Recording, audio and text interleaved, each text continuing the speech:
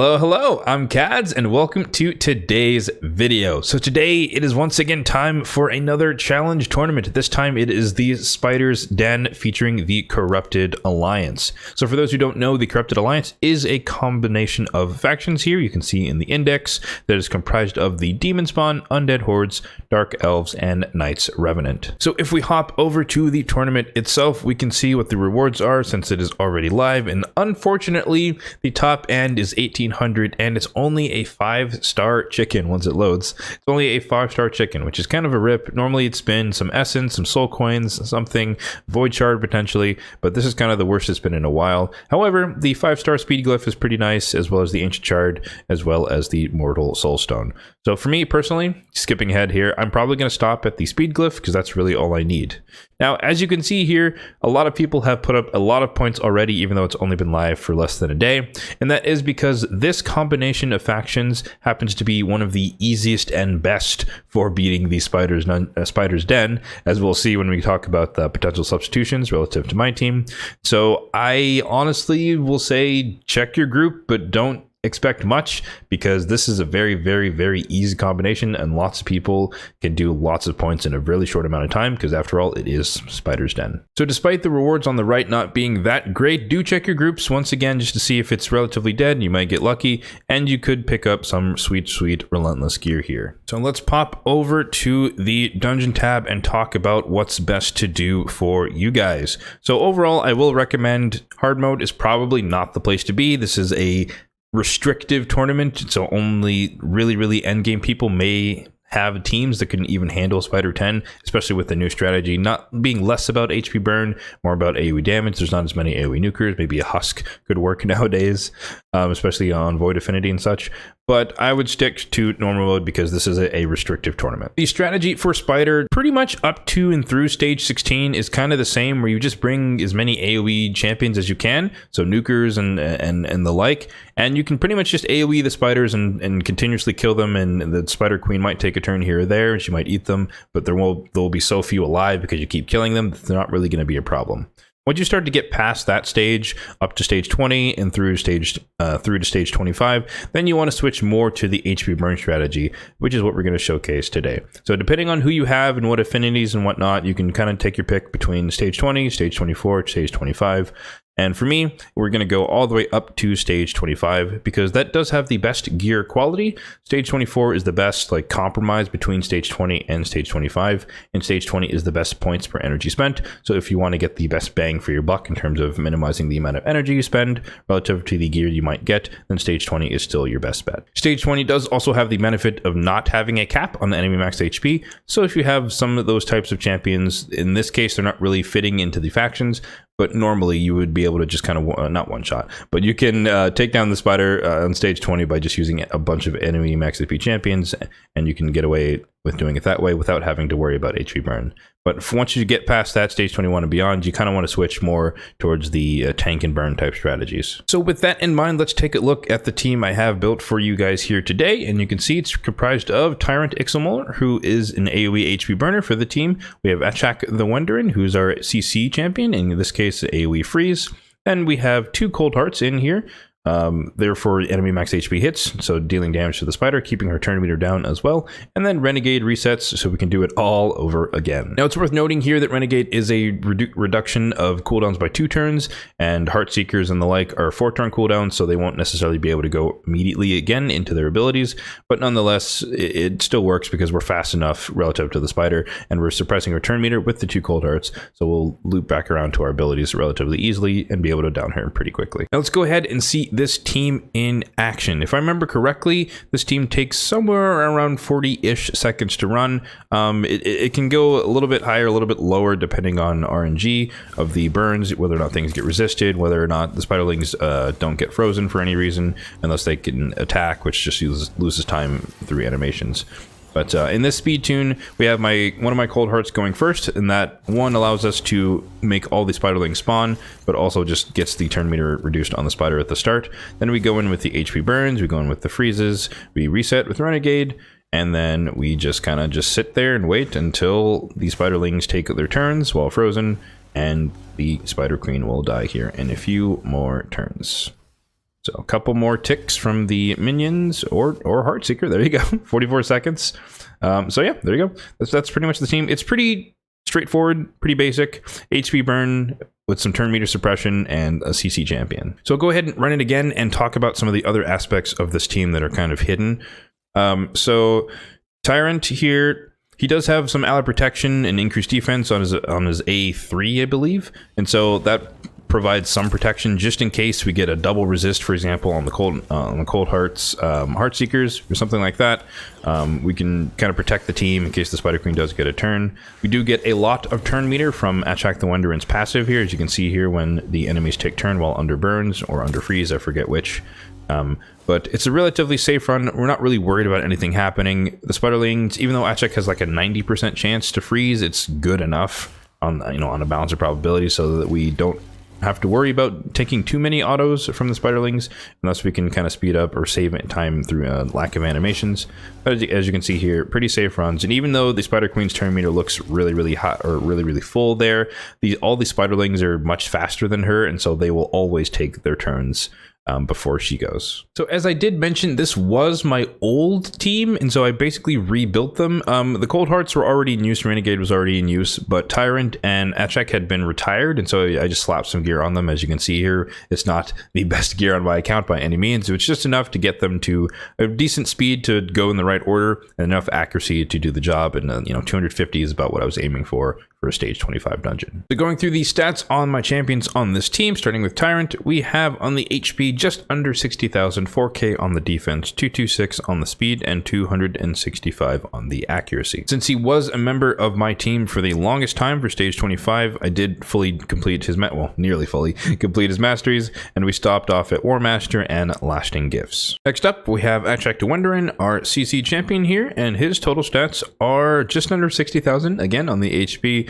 3,300 or almost 3,400 on the defense, 219 on the speed, and 303 on the accuracy. For the masteries on Achak, I went a different route. I went all the way down to Fearsome Presence to increase the chance of his freeze, because it's not a 100% chance. If we look here on the A3, it books from a 70% to a 90% chance, so I wanted that to be as high as possible. So Fearsome Presence brings it all the way up to 95%. Next up, you guys have seen her many times, but this is my reflex build for Cold Heart. This is my utility build one. She is 35k on the HP, 3.2k on the attack, 229 on the speed, 70% crit rate, 223 on the crit damage, and 355 on the accuracy. And she is used for Doom Tower, lots of things, Dark Fae, and Spider as well. Her masteries as an enemy max HP champion, I went all the way down to Flawless Execution for the extra crit damage, and we ended with Sniper to increase the chance of placing stuff with her A1. On Cold Heart number 2, I have rebuilt her in a Destroy set, so she's specializing now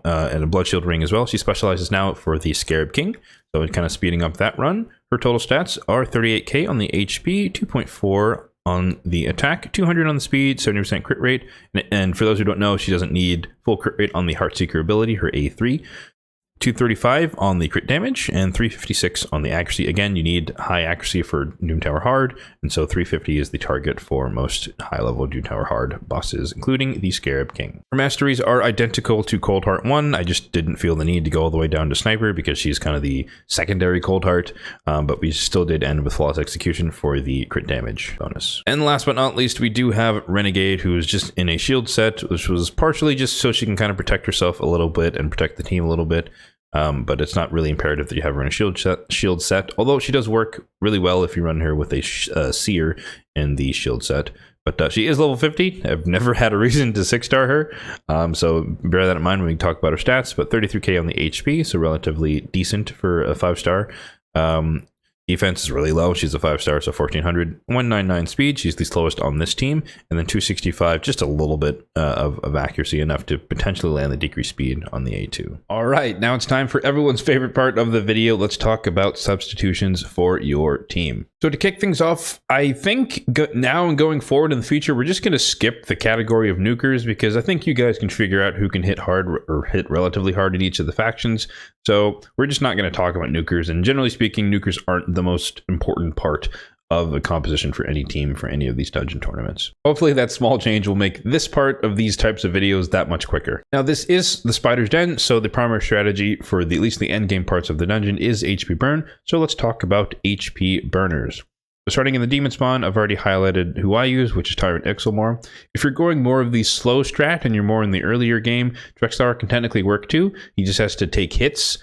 He is negative affinity for stage 20, so he's a great spider tank, but it'll just take a bit longer because all the spiderlings and the queen would have to hit him in order to place HP burn on them. Of course, a lot of you may know Sissia Flametongue, who can kind of do two jobs at once. She can be your AoE HP burner, but she can also activate HP burn as well to help speed up that run. But the best part of all is that there is a Doom Tower epic that can do the job as well, Akoth the Seer, who does have an AoE HP burn as well for the more budget-friendly compositions. From the other factions, Undead Hordes, it's worth mentioning that Crypt King Grawl can also do two jobs at once. He's one of the champions who can actually solo, maybe duo the stage 25. But he has an AoE HP burn here, but he does also have an AoE freeze here. And that resets or increases the duration of HP burn all the way up to 3 turns, and that can't be resisted. So he can be your CC champion if you just want to use it for that and you have another burner. Or he could also be your burn and CC champion if you go fast enough relative to the spiderlings. To my knowledge, there are no AoE HP burners in the Dark Elves faction, but Night Revs does have one option, that being Walking Tomb Drang, who does have the irresistible AoE HP burn, which is really neat if you don't have, if you're lacking in accuracy on your banners and such. But it's also worth mentioning Theodore, who is a recent pull for me if you watched my last video, who does also have the Sissia-like ability here, Chemistry, where he can instantly activate one tick of HP burns on all enemies. If you happen to be going more of the lower level route as far as Spider is concerned, where it's more about AoE damage, some of the debuffers you can use are Sissia Flametongue. Once again, she does have decreased defense and weaken out there. Gorlov's Helma is an epic who can do AoE decreased defense as well. From the Undead Hordes, you do have Vlad, Previous Fusion, Void Legendary, but Previous Fusion nonetheless, who does have AoE defense break as well. From the Dark Elves, you do have Ghostborn, who can do that. You have Lydia, of course. You have Madame Saris down here as well, if you really need decreased defense in a pinch. From the Night Revs, you do also have Tomb Lord, who has it on an AoE, or has it on a without touching them.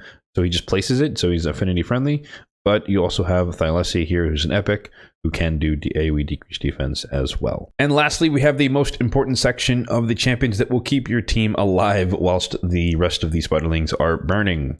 So the supports, of course, we should mention Pritch Kymar. He's one of the best reset champions in the game, so he can enable really fast speed comps with double HP burn activators or something like that, or he can just reset your champions like I do with Renegade, so you can use more Heartseekers and reset the burns, etc., reset the freezes. If you're going more of the slow tank and burn route and you happen to have some of the champions, Wither the Crown, Great Cleanser can work, Duchess can revive your team, Helikath can block some of the damage, so support champions like that can definitely help your team stay alive. We already mentioned Ashak the Wondering, who's who I used for the freeze in terms of CC. Dur the Hunger can be a reviver for your team. And I do want to talk about one of the best turn meter control epics in the game, which is Skimfos, who here on the A3, I think, yeah, on the A3 can steal 100% of the turn meter if this attack is critical on a 3-turn cooldown. So if you're lacking a cold heart and you do happen to have this guy, he can basically do the same job. Minus the enemy max HP hit, of course, but he can just steal her turn meter and keep her suppressed whilst she burns. Following the theme of keeping your team alive, couple of cleansers here in Bad El Khazar and Skartorsis, so they can just cleanse off the poisons from whoever your tank is. In a similar vein, UDK does have that really, really annoying passive where it'll basically force all the spiderlings to attack him regardless of who they try to go for. And so he can soak up, if you build him with enough resistance or you build him slow and stone skin or whatever, he basically takes no damage. And so he can be your spider tank for you in as far as tanking the spiderling hit if you don't have any form of CC whatsoever on your team. And it's worth honorably mentioning down here in the epics, we do have Lich here, who on the A3 does have a decreased turn meter by 100% on a 3-turn cooldown, as well as placing a decreased speed on that target. So definitely a budget version, again, of a Cold Heart if you don't happen to have her. And he is part of the Raz Infusion, so you can fuse him up and use him for your spider team if you need it. From the Dark Elves, you do have Mithrala, who you can get for free from the Hydra, who is a good cleanser. Again, getting rid of the poisons if they're on your team. If you're having trouble staying alive, then Kaden can be your reviver. Honorable mention to Sylar as well, who has an AoE on the A1, as well as AoE decrease speed with a decent amount of turn meter suppression. However, you don't really want to suppress the turn meter of the spiderlings because then they won't burn. But if you're going more for the AoE type thing, she worked great in the Sunset as well to CC the spiderlings, decrease accuracy here on the A2, so you might not get poisoned if they have decreased accuracy, and you might have enough resistance on your champions to resist the poisons. And of course, we do have Cold Heart here with the Heartseeker ability on the A3 here, and max HP and full turn meter depletion. So that's very, very, very, very useful for this dungeon. But honorable mention to Painkeeper as well, who does have this ability here, where it's not as strong as Renegade, but if it's all you have, reducing the cooldowns of all ally skills by 1 turn might just be enough to move you a little bit along towards resetting your champions. And lastly, for the Knights Revenant, we do have the old school king of the Spider's Den with the massive shield here that can also stun from Miscreated Monster. The level of the shield is proportional to the amount of damage dealt, and there's a lot of enemies in the Spider's Den, so you basically end up with a 3-turn cooldown, 3-turn duration, massive shield that can keep your team alive for basically as long as you need it. Honorable mention would go to Rector Drath, who is a reviver, again, who can kind of keep your team alive if people are dying, just kind of be the ace in your back pocket. And of course, mention Renegade here, who does have this ability here to reduce the cooldown of ally skills by 2 turns on a 5-turn cooldown. So yeah, that's going to do it for today's video. If you do happen to be one of the majority of the player base who are skipping the low reactive fusion, then be sure to at least check your group and see if it is as bad as mine. Hopefully not. But you could get in here and get some pretty decent epic Relentless gear, and maybe a 5-star chicken is a lot more beneficial to you than it is to me. As I mentioned at the start, this is a relatively easy and accessible faction for a lot of players in the game, so don't expect necessarily an easy group. Hopefully it is, but don't expect an easy group, because this is a relatively easy collection of factions to do Spider's Den with all the HP burners and the HP burn activators and such things. If you are going for it, then let me know what team you guys decide on in the comment section down below. And as always, if you found this video helpful, then be sure to hit that like button down below. And if you enjoyed the video, then be sure to hit that subscribe button down below for more content just like this one. Thanks for watching, and have a good one.